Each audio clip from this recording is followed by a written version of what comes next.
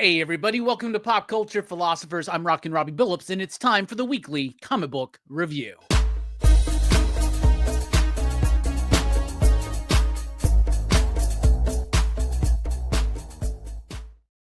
That's right, everybody. Thanks for checking out the video. I'm Rockin Robbie Billups. This is the weekly comic book review. It's the show where I read a lot of comic books and I'll let you know what I thought about them. And yes, I'm sorry for the delay, but last night there's no way I was going to be able to deliver the comic book review last night at the time I finished reading these comics. So I decided, you know what? Let's go live. Let's make it special. So here we are. So this is the show where I read a lot of comic books and I'll let you know what I thought about them. And we always start with the pick of the week. And this week's pick of the week. First of all, let me just go ahead and say this. Slim pickings this week. All right. It's a pretty stacked week, but there's not a whole lot of stuff that really separates itself from the rest, if that makes sense. Anyway, our pick of the week is Batman Dark Patterns, issue number 12, written by Dan Watters with artwork by Hayden Sherman. The artwork in this book is freaking flawless. It's beautiful. The panel design, the page composition, the line work, the coloring, everything about this book absolutely works. So who colored Hayden on this book? Triona Farrell, which makes sense. So Batman Dark Patterns has been a 12-issue maxi series, right? It's been a 12-issue series filled with 4 3-issue stories, right? So you had the Wounded Man for the first 3 issues. You had a ventriloquist story for the next 3 issues. And it kept diving deeper into its own themes and into its own connection, those stories with each other, right? And here we are at the end of the project, and it rings totally true. This is how you complete a miniseries. And I really got to give it up to Dan Watters and Hayden Sherman and the rest of the team, because anybody else, you get a 12-issue Batman story. You want to make one big Batman story. You want to use all the villains. You want to do your best Jeff Loeb impression, basically, right?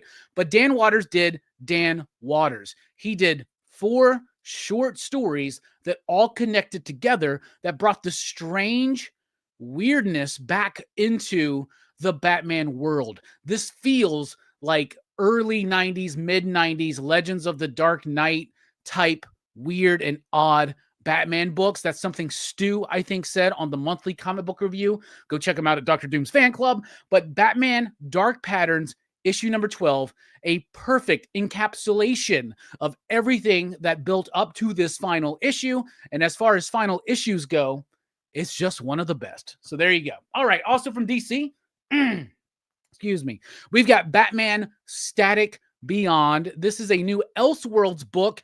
It's plugged in a little bit to the Milestone stuff, but it is even an Elseworlds in regards to the Milestone stuff, right? So Static is a little bit older. He's coming across Terry McGinnis, Batman Beyond. That's what's going on. The art is decent. The story is decent. It's okay. Didn't completely wow me. Didn't completely woo me. Didn't take me to the dance, take me out to dinner, take me to a movie and bring me back home and kiss me goodnight. Did not do that, but it did get the job done. It did exactly what it needed to do. If you're a Static fan or a Batman Beyond fan, I definitely think this is for you. In fact, if we're doing a Venn diagram, the perfect balance of who will like this book are people that watched Static Shock and Batman Beyond on WB animation back in the day. You're going to love this book. So there you go. All right. Then we got Superman, the Kryptonite Spectrum, issue number 4. The penultimate issue. I thought this might be the last issue, but it's not. But this is a story, a comic by the team from Ice Cream Man, who just blew our minds last week with the Deck of Cards comic book, right? A story told through 55 cards in a way, which was super cool. But anyway, Chris O'Halloran, good old Neon, Martin Morazzo, and W. Maxwell Prince. That's the team of Ice Cream Man bringing their magic to Superman. In this story, we've had Superman learning that there's different kryptonites out there that he never knew. Cobalt kryptonite, purple kryptonite, rainbow kryptonite. They all do different things. And the book is kind of harkens back to like Silver Age type stuff. And Prince really works with that, but also makes it, he takes the goofy and the goofiness and the wackiness of the Silver Age, and he's able to filter that through his own lens as well as the rest of the team. They're able to filter that through their own lens to make something like the Kryptonite Spectrum, which is weird, wacky, and pretty freaking cool. And this is the 5th Dimensional Imp issue, and it is wild, it is fun, it is insane. I had so much fun with this book. I don't want to spoil that page, but you know what? Let's just do it. Dr. Fate makes an appearance. But y'all, Superman book from the Ice Cream Man team. You know I'm going to love that book. Excuse me. Let me get a drink of tea here. Throat's starting to hurt, man. All right. Let's see. Batman 162. Well, last week we just got Batman number 3. Now we're getting Batman 162. You know what? I don't even need to talk about it because you know about it. I know about it. Everybody knows about it. We don't even need to talk about the ridiculousness of the schedule for this book. But Batman 162 is here, which is the 5th part of Hush 2. Yeah, I just don't like it. I don't like it at all. It's so bad, y'all. This is really bad. So I've recently on Rockin Robbie Live, we were starting to go through the original Batman Hush again, and I do want to continue that journey because I've actually been liking the original Batman Hush better than I remember. But Batman Hush 2 absolutely blows. This is like the worst of Jim Lee.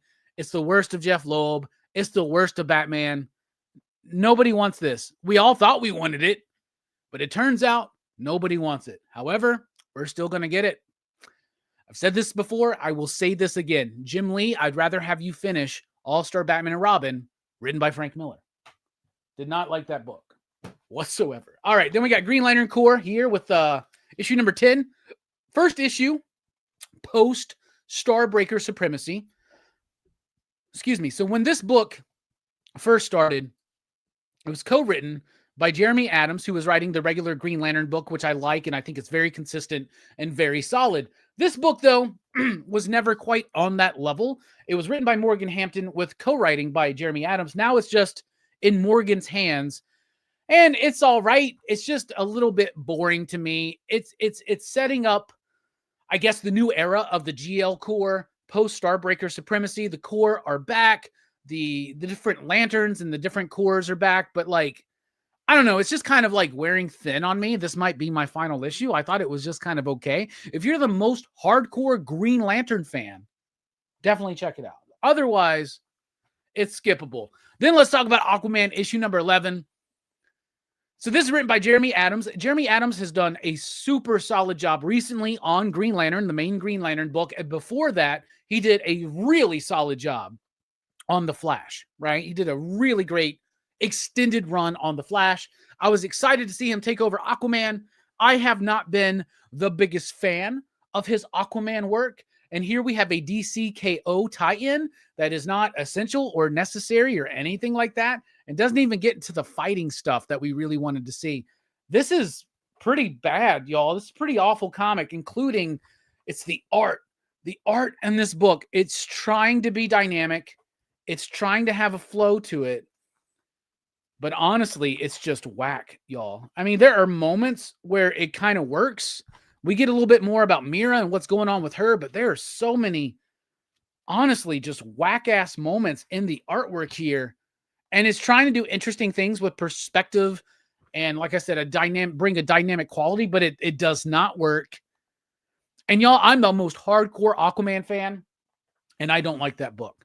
Then we've got Children of the Round Table, issue number 3 from Tom Taylor, Simone DeMeo. Nope, not Simone DeMeo. It's the other artist formerly of Power Rangers. It's Danielle DiNaculo. I really like this book. It's about a group of kids who find these magic weapons that are imbued with the spirit of characters from Arthurian legend. Right? So somebody finds Excalibur, somebody finds Merlin's staff, somebody finds Lancelot's sword, but it's a group of kids who get these powers, and Tom Taylor and company are doing a really great job of just making this concept work, bringing it into a world, into an environment that works and that is quite charming. So I do, in fact, like Children of the Round Table. Then we've got Batman Gotham by Gaslight, A League for Justice, issue number 5. This book's all right. It's fine. You know, Batman Gotham by Gaslight, which is like a Victorian era Batman.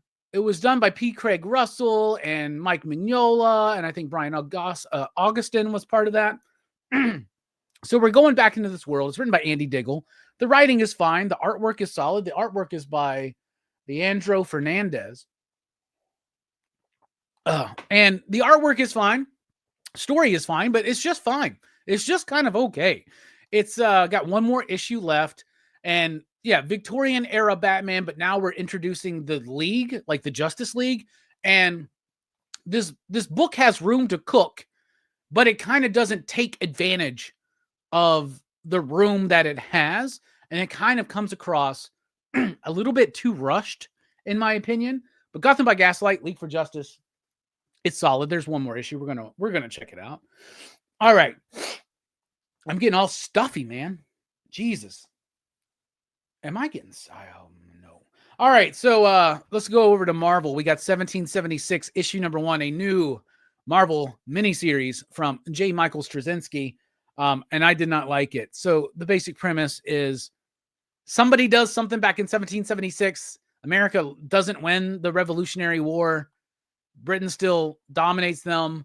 It changes things, or it's going to change things.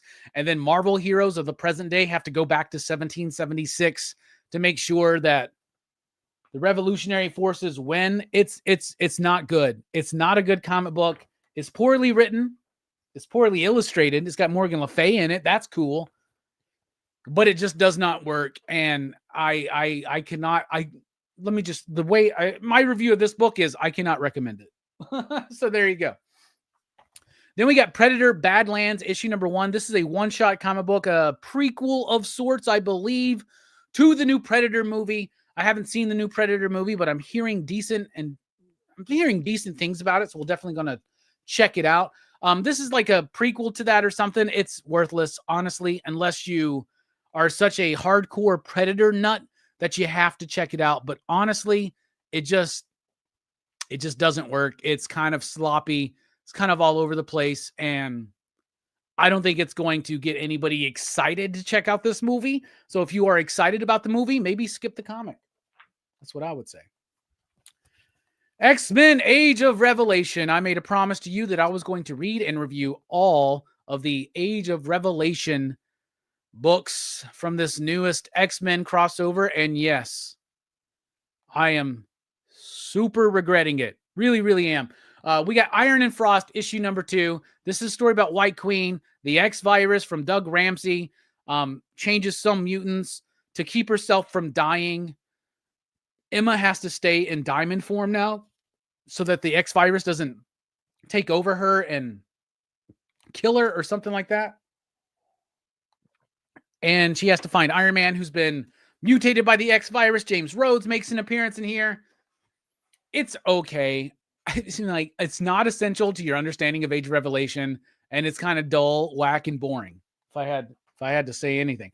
Then we have Sinister's 6, issue number 2 from X-Men Age of Revelation. This one doesn't quite work for me. It's a little bit better than Iron and Frost, honestly, but it's still not that great. I don't think it's super essential, but there is something going on in this book, and maybe even in Iron and Frost, where they're trying to find a cure for the X-Virus, right? And maybe that comes to fruition at some point towards the end of X-Men Age of Revelation. But this book is DOA. Nobody's excited about it. Nobody's reading it, apparently, but me. So Sinister 6, issue number 2 was okay, I guess. And then we got Rogue Storm, issue number 2. Probably the best of the batch this week. Not really plugged into the ongoing narrative of what the Age of Revelation is, but focusing in on this idea that Rogue has been split into 2, Rogue Green, Rogue Red, and Storm is going through some changes.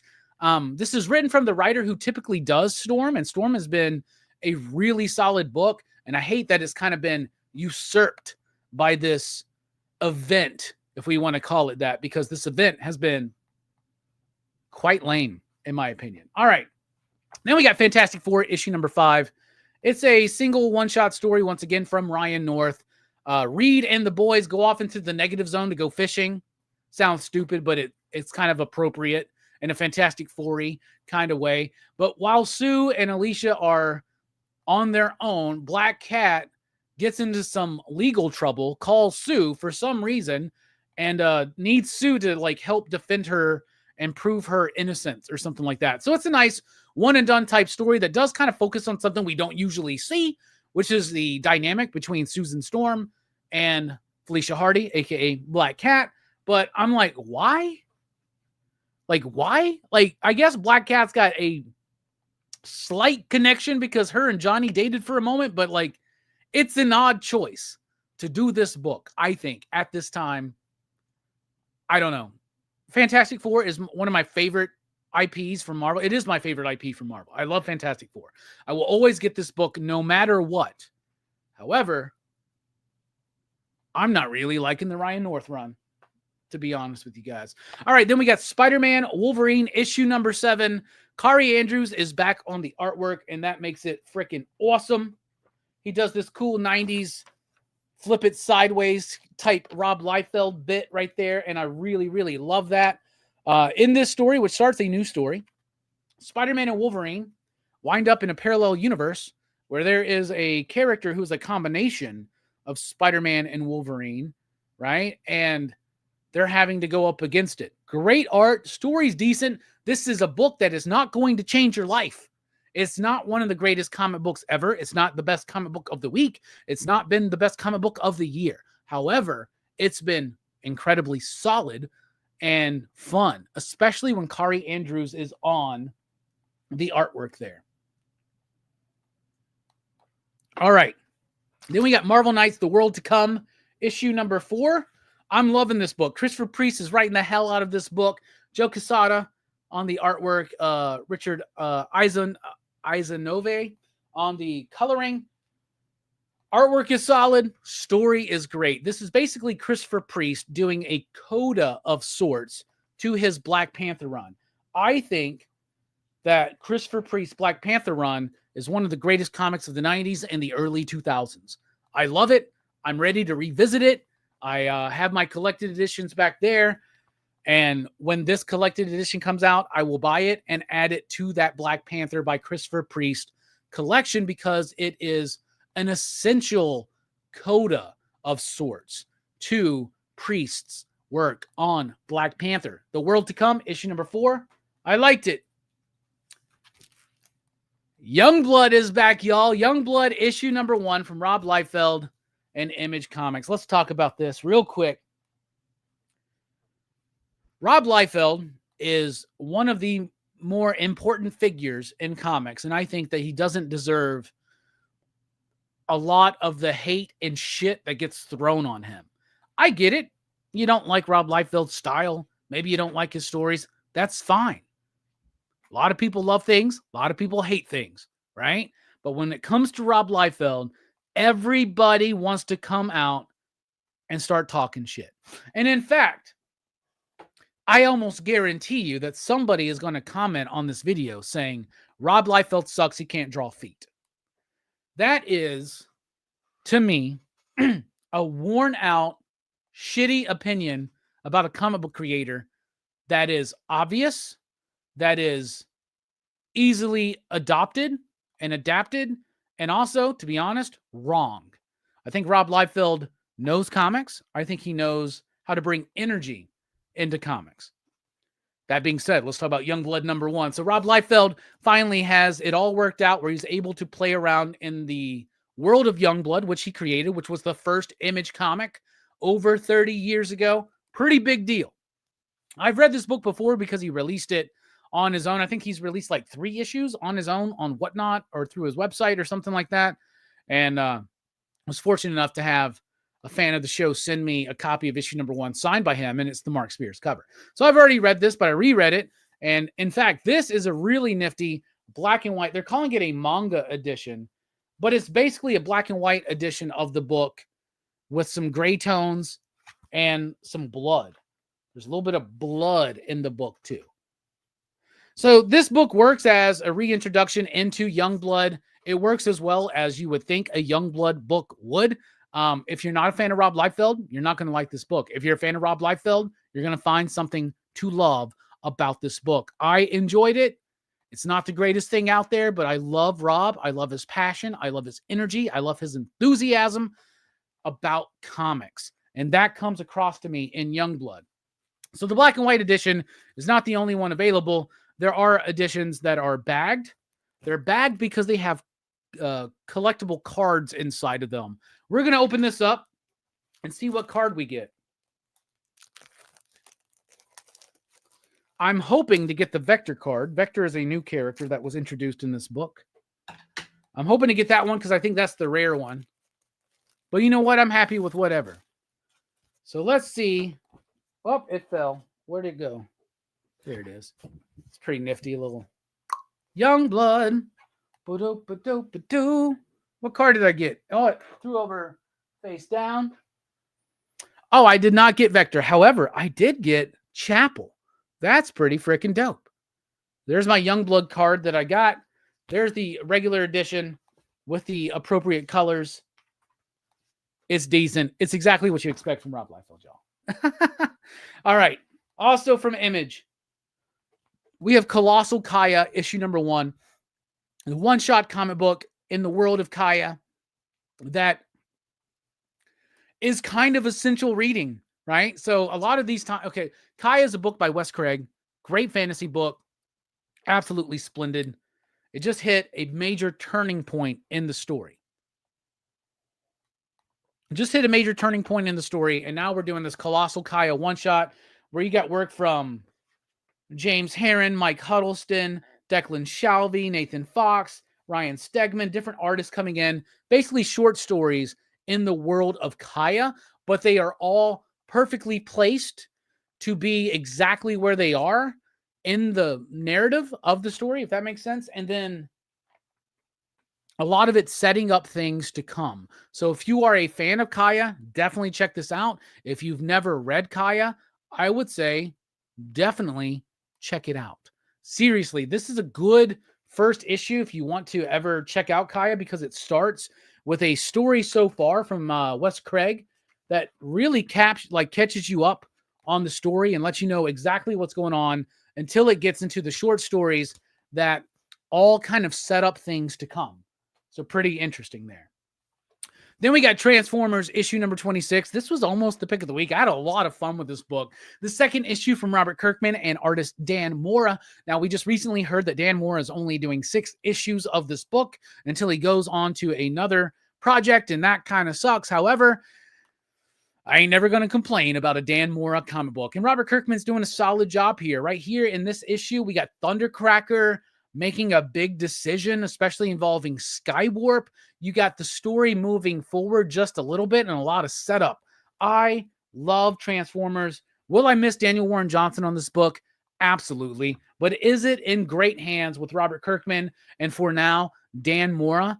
Absolutely. There could be bigger moments.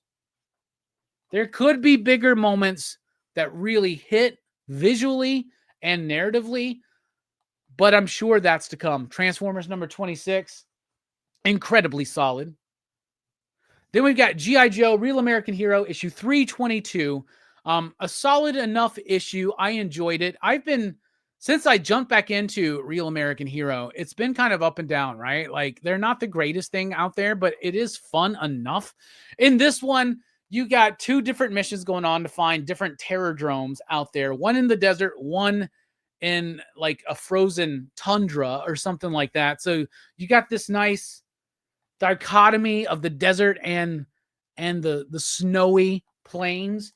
And it kind of works for me. I enjoyed it. I thought the art by Paul Pelletier was fine. I think it's a decent comic.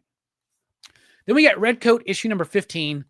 A great issue of Redcoat. Redcoat has gone from my least favorite Ghost Machine book to one of my favorites. I love this book. We're now in the early 1900s. Redcoat is living a different life now, which is actually very surprising to me.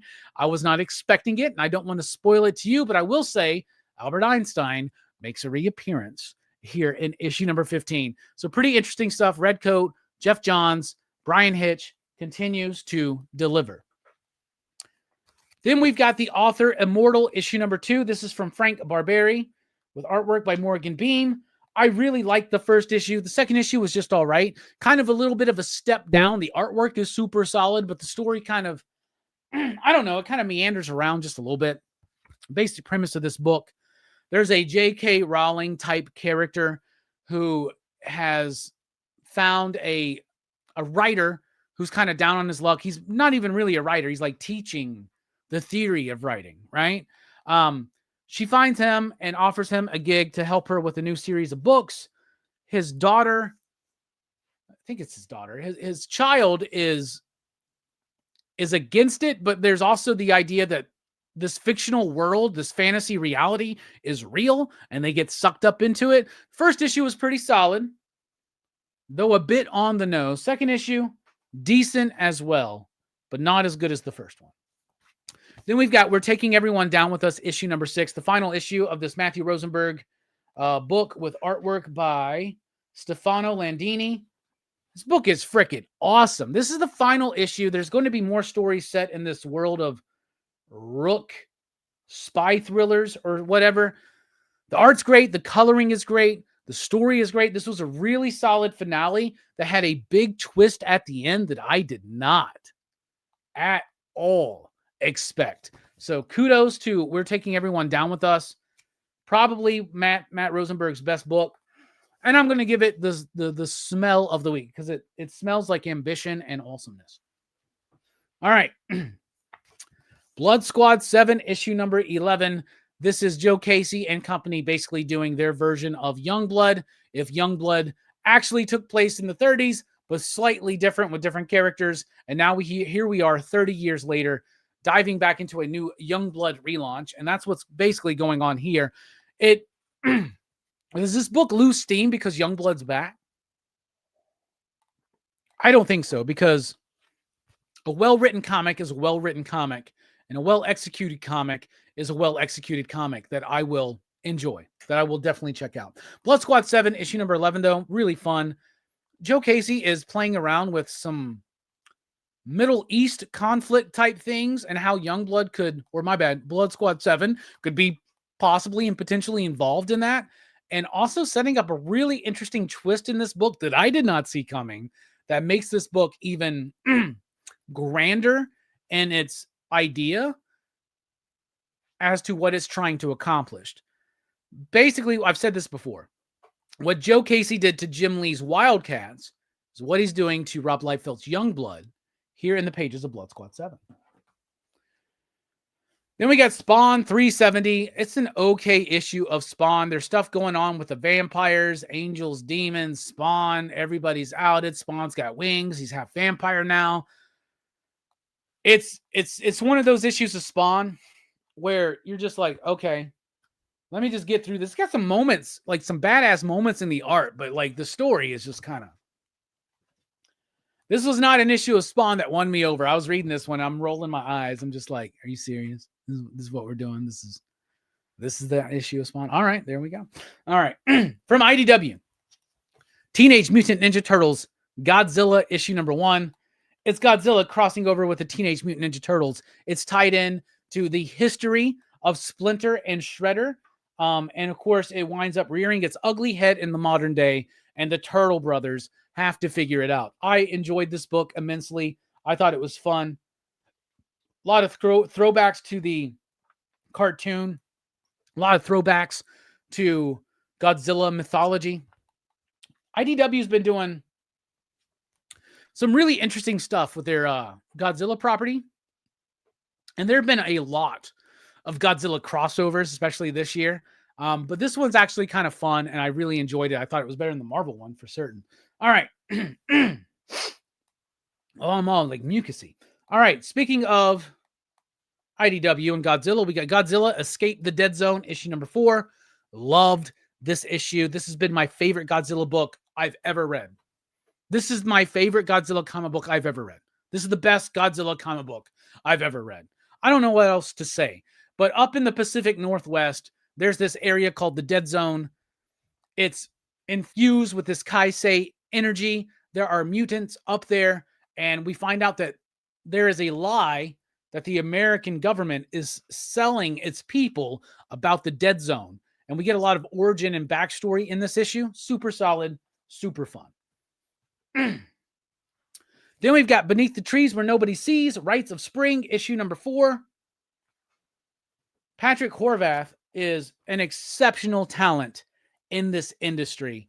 His writing, his dialogue, his art, so great. This is a serial killer story in a world of cute, charming little animals, but it never lacks or never loses its depth of meaning and vibe and feel, right?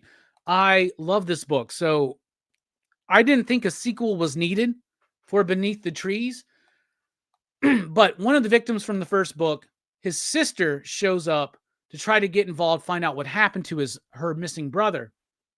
And Samantha gets involved, Sam gets involved, and there's some twisty things going on here. And I really like the book. I think it's super solid.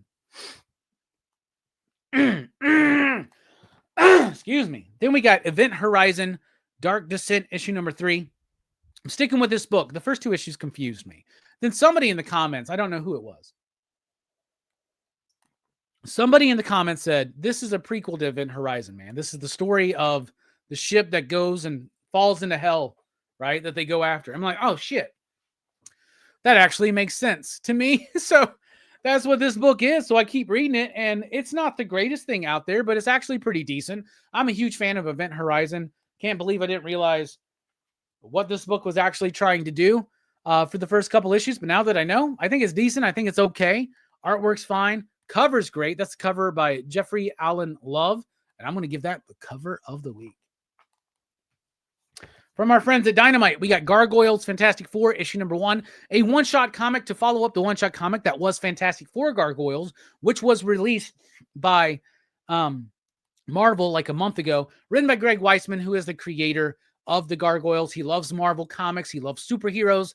He's getting to play around with his creation within the Marvel Universe. So it's Gargoyles Fantastic Four meeting up. It's not going to change your life, but if you enjoyed the previous one, definitely check this out. It follows it up.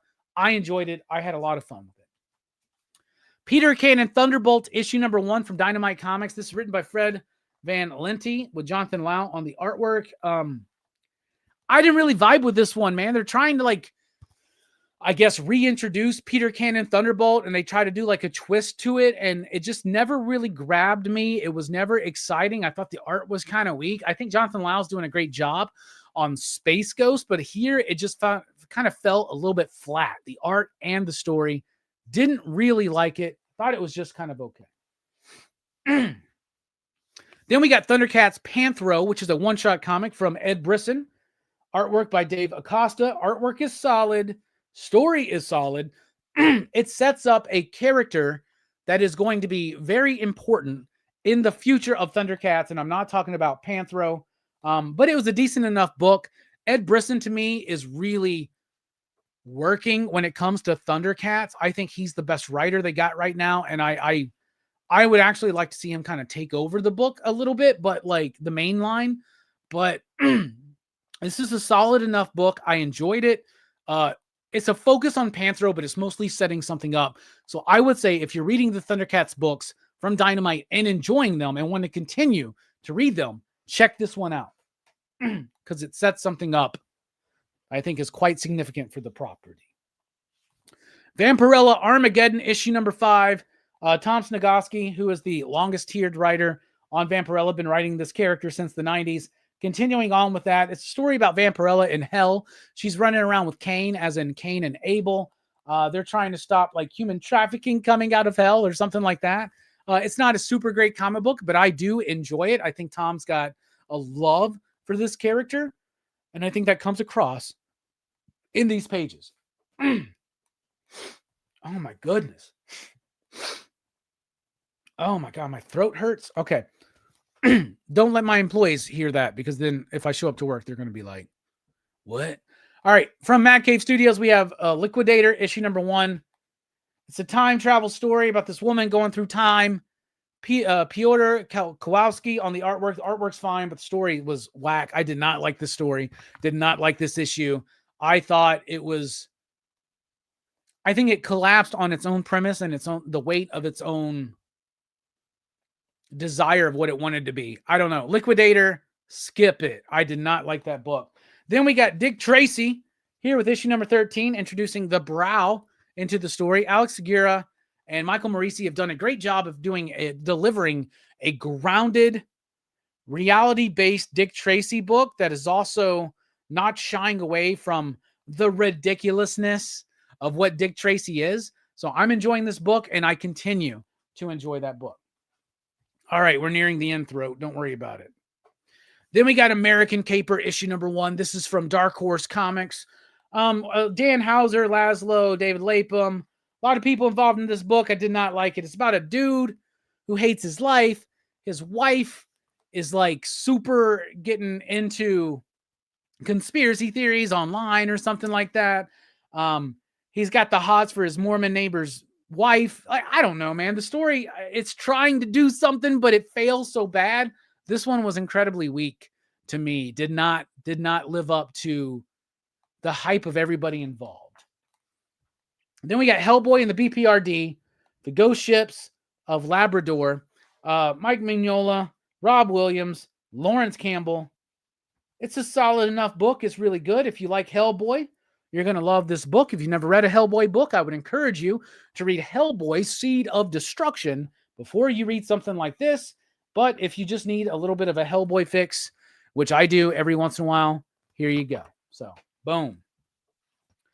From Titan, we have Conan the Barbarian, issue number 26, another super solid issue of Conan the Barbarian. It's like a one-shot story. Jim Zub's just been doing a hellaciously awesome job with this book. This is not tied into any big event or anything else going on in the world of Conan. It's just a great, solid Conan story. One and done, I believe. No, it sets up something to... Yeah, it does set up something to come.